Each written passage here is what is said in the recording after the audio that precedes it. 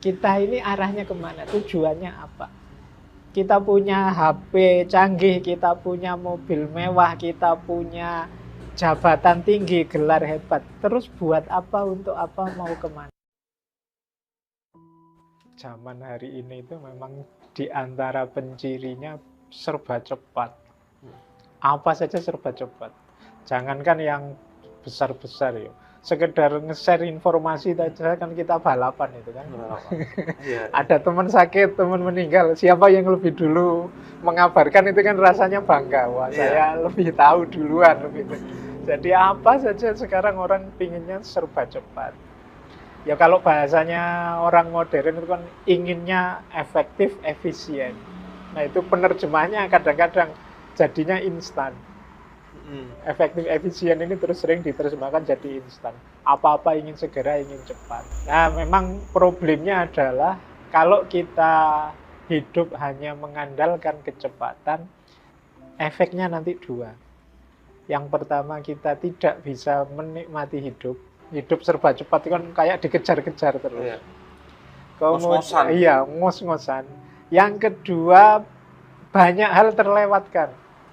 Jadi waktu itu kan kalau kita tidak perhatikan, misalnya di sekeliling kita banyak hal bermanfaat, begitu kita pinginnya cepat saja, mungkin kita bisa dapat 5, tapi cuma dapat 2. Karena keinginan cepat itu tadi. Dan mungkin ini juga Pak Faiz ya, akhirnya ada hal-hal yang sebenarnya menarik atau penting bahkan tapi terlewatkan. Iya. Kayak saya dulu itu ketika masih ngantor, kan sering kali atau bahkan selalu itu terburu-buru karena berkejaran dengan waktu. Nah akhirnya ada teman-teman tuh yang cerita, oh di sana tuh ada taman bagus, ada kafe bagus, yang sebenarnya tiap hari saya lewati. Tapi saya gak ngeh gitu, karena terburu-buru. Iya, karena kita terburu-buru. Kalau pakai bahasa lain, kalau kita selalu dengan mode terburu-buru, khawatirnya dangkal. Jadi kalau ilmu misalnya terburu-buru, ya hasilnya dangkal. Jadi ngertinya hanya itu, dia tidak telaten untuk sabar, mungkin banyak hal lain yang harus saya ketahui. Itu kalau dalam hal ilmu. Jadi maka ya penting untuk latihan sabar, mengendalikan proses, mengendalikan kesabaran mengikuti step-step sesuatu. Ini menurut saya penting. Makanya tadi saya sebut yang pertama, kita itu sering tidak menikmati hidup. Orang itu kalau mengejar kesuksesan ya, mencari keberhasilan ya, segera ingin hidupnya naik derajatnya ya. Tapi yang sering orang lupa itu menikmati step demi step, tahap-tahap dalam hidupnya ini. Ini yang kemudian ya bahasanya tadi ingin cepat, tapi padahal proses itu kan juga perlu kita nikmati. Itu antara lain efeknya. Tapi ya memang generasi hari ini mungkin sejak lahir sudah terkondisikan begitu. Beda zaman saya, mungkin termasuk era Habib ya. Zaman kecil itu kan masih banyak hal yang membuat kita ritmenya tidak secepat hari ini. Saya ngalamin era tidak ada listrik, kemudian ada listrik. Saya ngalami era tidak ada internet, kemudian ada internet. Mungkin zaman Habib awal-awal dulu kalau nulis ya ngetik biasa. Ya, pakai mesin ketik. Ya, terus komputer itu era zaman dulu MS-DOS sama yang pakai WordStar, saya masih ingat, saya skripsi saya pakai WordStar Pentium dari yang paling awal sampai jadi yang kalau ngeprint itu satu halaman bisa 1 menit sendiri, kerik, iya kan itu, iya. Itu kita mengalami yang ritmenya agak lambat, tapi sekarang kan sekali ngeprint bisa 1 menit sekian puluh halaman, sudah cepat. Jadi memang modenya hari ini itu mode yang serba cepat. Maka penting memang kalau bahasanya filsafat itu ada momen-momen kita menarik diri sebentar. Termasuk yang muda-muda. Menarik diri dari dari dilibat oleh sistem yang serba cepat ini. Kalau dalam agama ada momen kita dianjurkan melakukan muhasabah, kita dianjurkan melakukan tafakkur, tadabbur tentang ritme hidup kita ini. Itu menurut saya momen-momen yang penting kita manfaatkan. Bukan berarti kita harus lambat, Pak. Enggak. Cepat oke, efektif oke, efisien oke, tapi semoga tidak dangkal tadi. Semoga tidak banyak hal yang penting-penting terlewatkan. Semoga tidak membuat kita tidak menikmati hidup, akhirnya kurang bersyukur. Iya. Tapi mengendalikan dirinya tuh gimana, Pak Faiz ya? Agar tadi kayak sabar dan lain sebagainya. Kalau untuk saya sih, saya enggak tahu kok tiba-tiba kata orang, wah Pak Faiz itu. Padahal mungkin ya enggak juga, ya kadang-kadang ya gelisah juga, kadang-kadang ya bingung juga, kadang-kadang ya rasanya terburu-buru juga pasti ada itu. Tapi menurut saya begini, jadi untuk ritme yang cepat tadi, kalau bahasa permobilan, itu kita harus punya kendali penuh terhadap mobil ini dan remnya juga harus pakem. Jadi kita tahu kapan kita ngegas, kapan kita ngerem.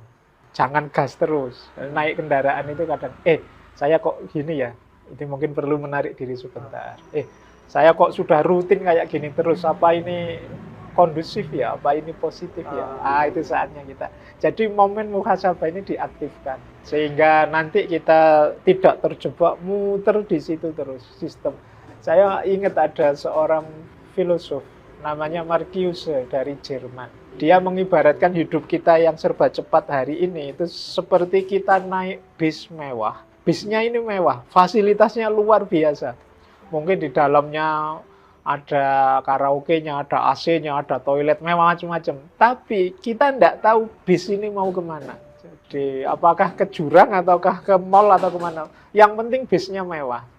Nah, hidup kita hari ini karena kita modenya serba cepat, kadang-kadang kita lupa. Kita ini mau apa sih?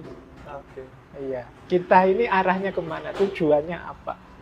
Kita punya HP canggih, kita punya mobil mewah, kita punya jabatan tinggi, gelar hebat. Terus buat apa, untuk apa, mau kemana? Nah, ini pertanyaan yang sering sulit dijawab oleh kita hari ini. Jadi, maka sindirannya Marcuse menurut saya menarik. Jadi, bis mewah ini kita tidak tahu mau kemana. Nah, era yang kita sebut teknologi informasi digital dan lain sebagainya, ini terus mau apa? Kalau sudah 4.0 terus mau apa? Kalau sudah canggih teknologi kita mau apa? Ini yang jarang kita pikirkan. Sehingga katanya Mahatma Gandhi kan, manusia itu teknologinya canggih tapi tidak humanistik. Nah, humanistik ini bagi saya ya termasuk arah tadi. Ini mau dibawa kemana? Nah, karena kita sangat cepat, apa-apa lari, apa-apa pingin segera nyampe, pingin segera. Cuma targetnya target artifisial kalau bahasa ya, target sementara yang ini tidak esensial. Jadi kayak tempat transit sementaranya saja, yang itu kita ingin segera sampai. Tapi setelah itu ya sudah. Kayak kita kalau kebut-kebutan naik mobil luas buanter, tapi terus sampai rumah ya terus nggak ngapa-ngapain. Iya. Jadi seolah-olah diburu pingin apa, tapi begitu sampai kamar kos ya santai-santai lagi, tidak ada apa-apa. Wong tadi pelan-pelan menikmati di jalan kan bisa, mungkin banyak hal bisa dinikmati, disyukuri, lihat keindahan ya. Tapi kan pingin buanter, terus ya tidak ada apa-apa. Dan ini, kalau saya tuh sering berpikir, Pak Faiz, sengebut-ngebutnya kita, lebih cepat berapa menit sih ketimbang orang yang nggak ngebut. Ya. Jadi makanya ada tokoh Stoik namanya Marcus Aurelius itu. Ini ada pepatah Stoik yang terkenal sekali. Alam semesta ini tidak pernah terburu-buru, tapi semuanya tercapai. Jadi, contohnya gimana tuh, Pak? Iya. Matahari dari timur ke barat, apa pernah ke susu? Biar segera nyampe barat, segera kan enggak. Ya dia sesuai saja ritmenya, sesuai asalnya. Musim berganti kan ya sesuai saja aturannya, tidak pernah terburu-buru dan semuanya tercapai. Semuanya tercapai. Iya. Karena mereka sudah menjalani sesuai dengan tujuan itu. Ada tujuannya, dia tahu mau kemana dan untuk ke sana dia butuh kecepatan sekian dan lain sebagainya. Jadi dia ngerti pola yang harus dia jalani. Jadi sebenarnya tadi yang Pak Faiz singgung ya, Pak, yang terpenting itu kedaulatan diri sehingga kita bisa mengukur jadi seharusnya ini berapa lama. Sering saya bilang kuncinya orang hidup itu dua, tahu diri dan tahu batas. Tahu diri itu tadi, ngerti aku ada di mana, posisinya di mana, tujuan hidupku apa, itu bagian dari tahu diri. Besok mau apa dan lain sebagainya. Yang kedua tahu batas. Jadi tahu batas itu kita bisa mengendalikan keinginan-keinginan kita. kita bisa ngontrol diri kita sepenuhnya, itu bagi saya tahu batas. Banyak kegelisahan kita hari ini justru sebabnya adalah kita lupa batas kita. Nggak tahu, entah itu terlalu rendah atau terlalu tinggi. Jadi kalau ingin bahagia, bagi saya ya kuncinya dua tadi. Tahu diri dan tahu batas. Ngomongin tujuan tuh kan kalau di filsafat ada teleologis ya, Pak Faiz ya, tentang bagaimana pentingnya tujuan, menentukan tujuan. Nah kita itu kan anak muda sering ya jalani aja. Gitu. Sehingga sering dari milih jurusan kuliah salah karena sekedar jalani aja, milih istri salah padahal ini fatal seumur hidup.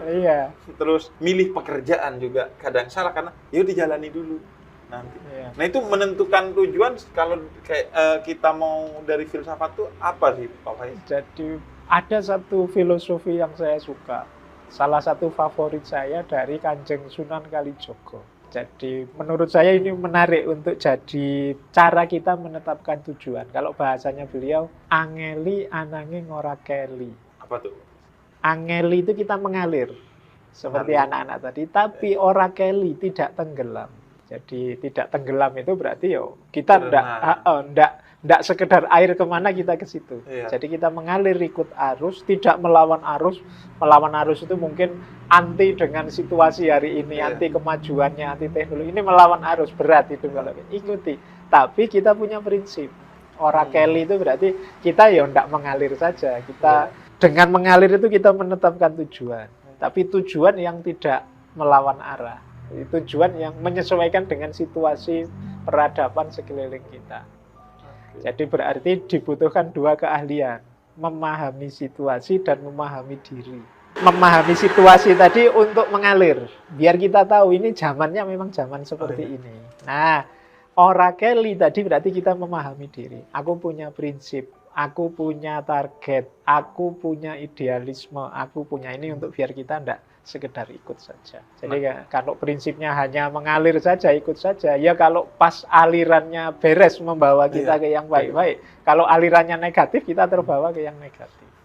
Nah itu tujuan itu kita pelajari, Pak Faiz, atau kita menentukannya?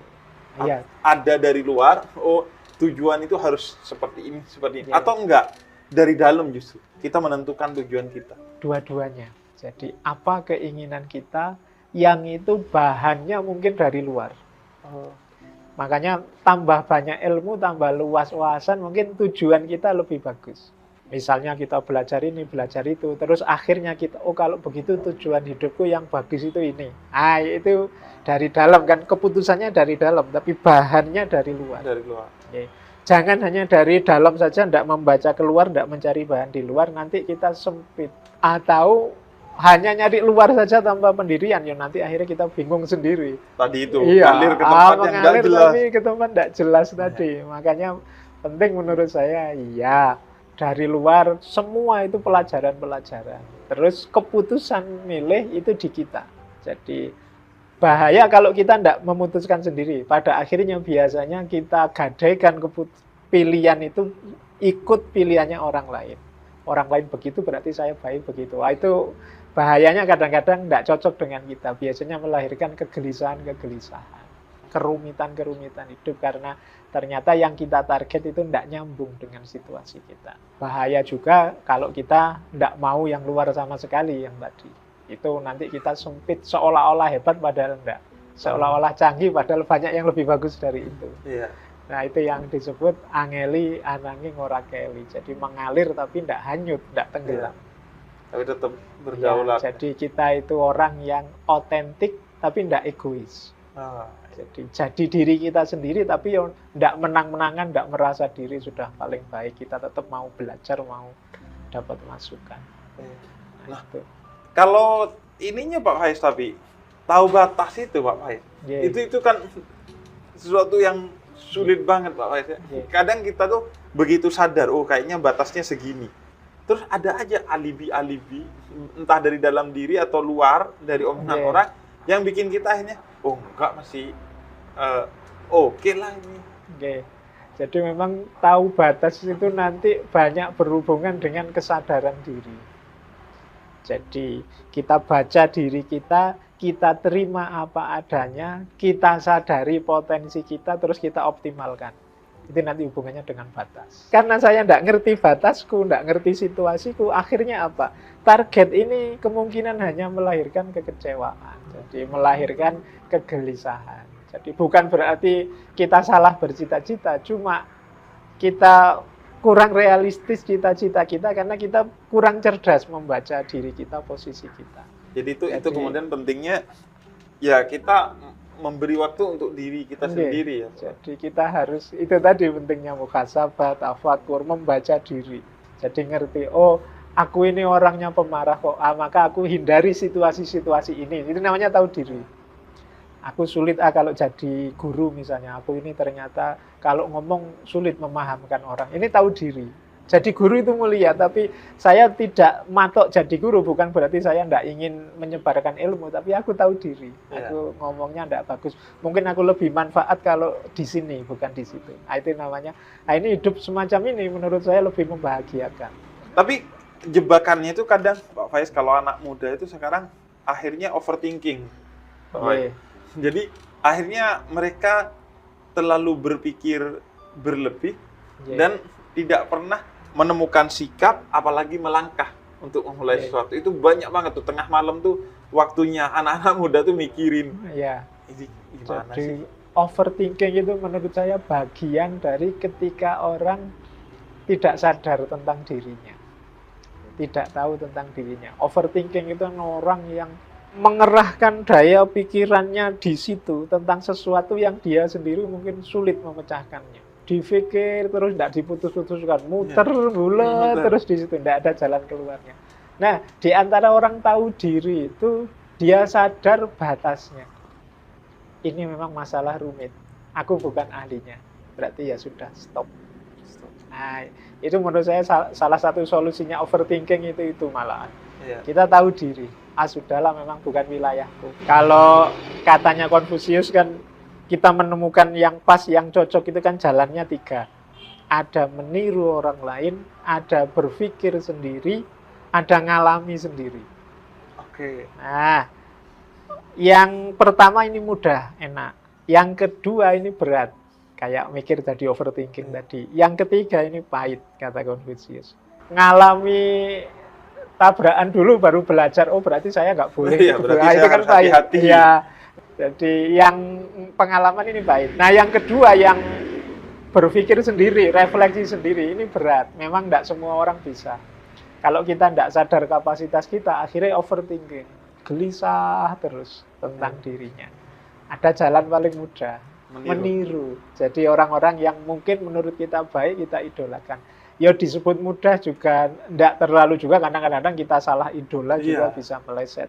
Tapi ini maksudnya tidak mengerahkan daya berat seperti kita overthinking tadi, berpikir kok ya guruku yang ini kok nyaman ya, enak, saya tiru saja lebih enak. Ini lebih ringan. Kita tinggal mengambil yang insya Allah kalau kita asal tidak salah pilih juga ya insya Allah pas caranya. Ini yang disebut mudah.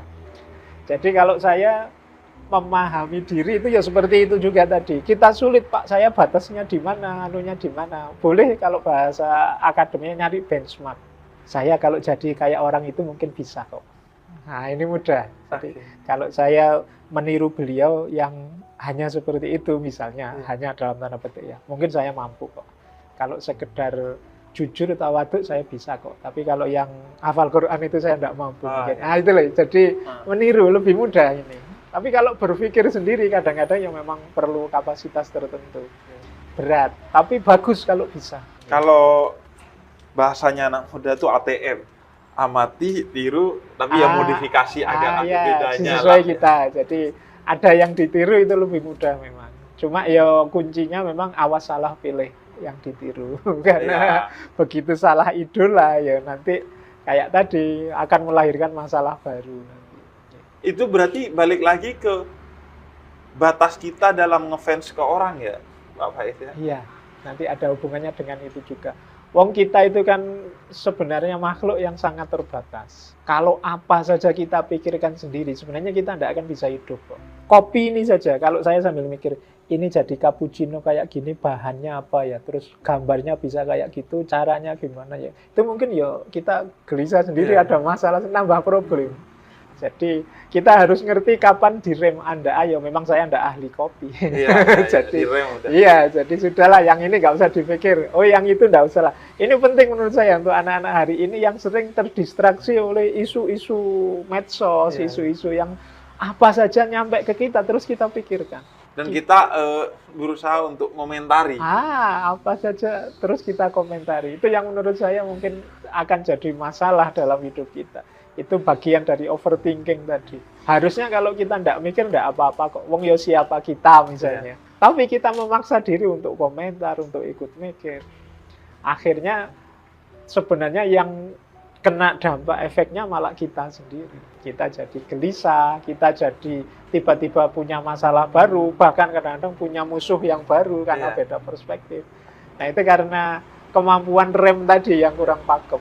Jadi ada kalanya kita begitu ada isu, oh ini bukan wilayah saya, ya sudah. Ada kalanya gitu saja. Mungkin banyak hal justru lebih baik begitu. Kalau saya bilangnya kalau kita sering overthinking, jangan-jangan kita ini bakat untuk sekolah filsafat. Karena filsafat itu kan mikirin sesuatu yang menurut orang berlebihan. Ngapain kamu mikirin hal-hal begitu? Bisa begitu juga, atau juga sebenarnya enggak filosofis. Enggak filosofis. Iya, karena filsafat itu cinta kebijaksanaan. Kebijaksanaan itu orang yang ngerti kapan maju, kapan mundur, itu bijaksana. Kapan harus berhenti, kapan harus lanjut. Sehingga ya nggak akan overthinking. Iya, nggak akan overthinking. Jadi makanya kalau ada orang, wah filosof itu ngeyelan, nggak bisa kalah kalau debat. Kalau ada orang sangat ngeyelan, bagi saya malah bukan filosof. Iya. Justru dia tahu diri. Dia nggak tahu titik kebenaran di mana yang saya harus berhenti. Oh ini sudah. Jadi kalau orang ngeyel itu kan salah benar, dia ingin menang. Nah, kalau orang tipenya ini bagi saya malah bukan filosof. Justru filosof itu orang yang mau, oh iya engkau lebih benar. Itu bagi saya filosof. Dia mau berkomitmen pada kebenaran, bukan pada egonya. Nah, kalau berdamai dengan orang yang mungkin lebih benar, itu relatif mudah ya Pak Faik. Tapi berdamai dengan orang yang salah. Ini problem kita di medsos, kita udah tahu salah, kita benerin dia, tapi dia ngotot nih, Pak.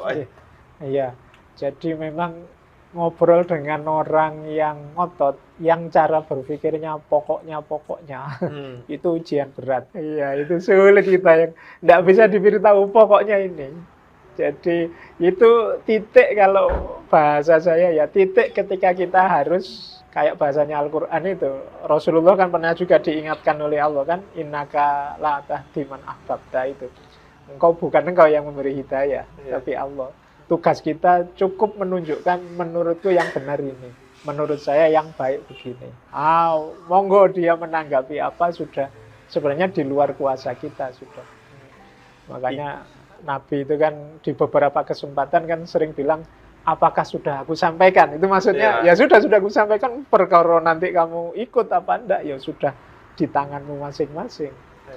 Nah, jadi menurut saya titik bijaksananya adalah kalau dia memang gelas yang tertutup, yang enggak bisa ditambah lagi, atau pintu yang tertutup yang enggak bisa dibuka lagi, ya sudah. Yang penting sudah kita ketuk agar dia membuka pintu, bahwa ditutup terus ya monggo. Dan mungkin bukan soal kitanya, tapi lebih ke soal waktu ya Pak. Mungkin suatu hari dia akan mikirin apa yang kita omongin. Jadi kalau bahasa agama itu mungkin, siapa tahu Allah ngasih hidayah pada suatu saatnya. Hari. Jadi dari kita hari. Tapi cuma loading mungkin, aja. Ya pancingan buffering. Jadi jalannya kita, tapi tidak saat ini suksesnya. Mungkin kayak tadi loh, orang nemu kebenaran kadang-kadang bukan dari kata-kata, tapi dari pengalaman yang dia alami. Mungkin peristiwa apa membuka mata dia. Oh iya ya. Berarti temanku dulu benar yang dikatakan begini. Mungkin akan ada itu. Makanya saya sering bilang tuh Pak Faiz, yang jauh lebih penting dari memberikan pesan yang baik adalah memberikan kesan yang baik.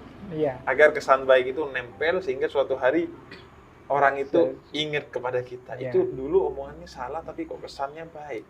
Jangan-jangan benar tuh omongannya. Jadi biar tidak muncul mental block yang kita terus kayak WA itu kita diblokir oleh dia. Ya. Oh ya emang kalau kesannya buruk kan, kan, oh ya pantas emang orang salah karena memang kesannya juga buruk. Sehingga pesannya kita nggak pernah dipikirin lagi. Gitu. Jadi ya itu penting untuk kita hari ini karena hari ini kan zamannya memang bagi saya ya digital itu kan era komunikasi. Yang cirinya hari ini itu antara lain tindakan komunikasi lebih penting daripada makna komunikasi kalau hari ini. Gimana tuh contohnya? Jadi orang yang penting aku komen dulu, yang penting aku kelihatan dulu. Ini kan tindakan komunikasi. Tidak mikir maknanya, isinya, efeknya dan lain sebagainya. Yang penting hadir dulu. Iya. Beda kalau kita ngobrol gini kan kita sambil mikir, milih kata yang enak, jangan-jangan Habib tidak berkenan nanti. Kok sebentar. Itu kan kalau langsung gini kan ada mekanisme otomatisnya. Tapi di medsos kan kesadaran ini jarang muncul. Jadi yang penting orang tampil dulu karena orang khawatir dianggap tidak ada. Jangankan itu, kadang berita teman sakit aja semuanya harus tampil mendoakan. Tidak cukup satu orang, mari bersama-sama kita doakan. Dan tidak gitu, semua kadang cuma di copy paste aja dari atasnya, di copy ya kan semuanya. Karena dia takut, kalau tidak muncul di situ jangan-jangan dianggap tidak peduli. Iya. Jadi itu saya ngerasain tuh di grup WhatsApp kalau ada berita duka, kalau kita nggak ikut komen padahal udah banyak. Iya. Padahal mungkin kita yang tidak komen diam-diam ngirim Fatihah, diam-diam mendoakan. Tapi kan rasanya koyok belum peduli kalau belum. Jadi hadir secara fisik ya. Itu yang saya sebut tindakan komunikasi dianggap lebih penting daripada makna dan kedalaman komunikasi. Dia itu makanya pentingnya kita mengatur segalanya, termasuk memberitahu yang baik-baik, termasuk perilaku yang untuk dicontoh, tidak sekedar isi yang kita omongkan. Itu nanti jadi memberi tuntunan, tidak sekedar memaksa dan lain sebagainya. Jadi situasi-situasi penting kita hari ini karena generasi era ini menurut saya generasi yang tidak bisa hidup tanpa jaringan, tidak bisa hidup tanpa medsos, tidak bisa hidup tanpa HP dan lain sebagainya. Mungkin beda dengan kita. Zaman saya masih ada era tidak ada listrik, ada era cuma radio saja sama tape recorder zaman itu. Jadi seandainya tidak ada listrik pun saya bisa membayangkan masih bisa seneng kok dengan melakukan ini itu. Tapi generasi hari ini mungkin tidak bisa sudah. Dan akhirnya jadi aneh aja melihatnya Pak Faiz ya. Karena teknologi itu kan dibikin untuk memudahkan kita dalam berkomunikasi. Tapi justru di media sosial kesalahpahaman itu justru lebih besar dan lebih mungkin, dan pas ketemu justru hilang itu kesalahpahaman. Dan banyak paradok, kayak teknologi informasi itu kan sebenarnya alat komunikasi kayak HP itu. Harusnya semakin canggih alat komunikasi, semakin kita tersambung. Tapi hari ini kan alat komunikasi semakin canggih, semakin kita terisolasi.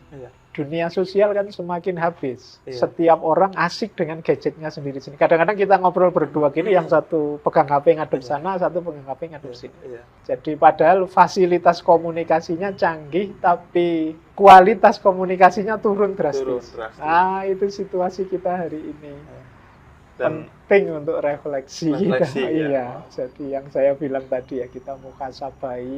Bukan berarti terus kita balik, kalau gitu tidak ada teknologi saja, tidak mungkin, peradaban tidak mungkin dibalik arahnya. Tapi ya kita yang saya bilang tadi, kita harus sadar kapan ngegas, kapan ngerem, kapan memanfaatkan secara bijaksana. Terima kasih Pak Faiz ya. Ini obrolan ngalur ngidul yang penting manfaat.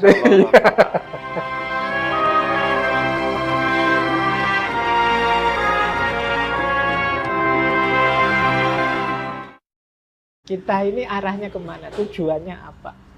Kita punya HP canggih, kita punya mobil mewah, kita punya